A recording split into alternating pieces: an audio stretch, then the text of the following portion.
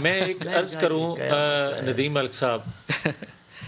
میں ابھی جو ملکہ بی بی بات کر رہی تھی نا فوڈ آئٹم یا دیگر، انہوں نے کہا کہ اس طرح کے اثرات پاکستان پر ہم نے نہیں آنے دیے جتنی مہنگائی دنیا میں ہوئی۔ میں ان کی خدمت میں عرض کر دوں کہ فوڈ آئٹم ہو، ٹرانسپورٹ ہو، ہیلتھ ہو، ایجوکیشن ہو، کسی بھی ریاست کی ذمہ داری ہوتی ہے اس کو سبسڈی دے کر لوگوں کو سہولت دینا۔ یہ احسان نہیں ہوتا کسی حکومت کا، مگر بدقسمتی یہ ہے، یہ تو سبسڈی کے ویسے ہی خلاف تھے، مگر آج جن کو دی جا رہی ہے شوگر مافیا کو، وہ الگ چیزیں ہیں۔ مگر میں دو چیزیں آپ کی خدمت میں عرض کرنا چاہتا ہوں۔ مجھے آج کوئی یہ بتائے کہ آج ہی عمران خان صاحب نے 2 نئے بھاشن دیے ہیں۔ انہوں نے کہا ہے کہ دیکھیں جناب، $10 ارب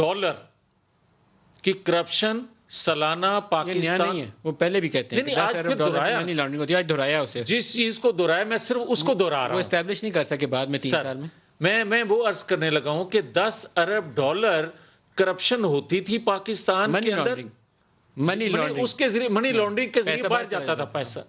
بھائی 3 سالوں میں $30 ارب آپ نے بچت کرنا تھی اور آئی ایم ایف کے منہ پہ مارنا تھا آپ نے، اور دنیا کے مانیٹر کرنے والے ادارے آپ کو یہ کہہ رہے ہیں کہ پاکستان کے اندر 3 سالوں میں کرپشن بڑھی ہے، اور وہ کرپشن آپ کے منہ پہ لگی ہوئی ہے، دنیا دیکھ رہی ہے آپ کے منہ پہ وہ کرپشن جو ہے۔ آپ کس کو پاگل بنا رہے ہیں؟ آپ مجھے یہ بتائیں، گردشی قرضوں کا بڑا یہ ذکر کیا کرتے تھے، 1148 ہو گئے، 2 گنا سے زیادہ ہو گئے، 2.5 گنا ہو گئے۔ تو پھر بھی آپ مجھے یہ کہہ رہے ہیں، میں اگر پیٹرول کا، میں اگر آٹے کا، جو ابھی آپ نے ساری فگر دی ہیں، اگر میں ان کا ذکر نہ بھی کروں تو مجھے بتائیں کہ پناہ گاہیں، مجھے یہ بتائیں لنگر خانے، جس پر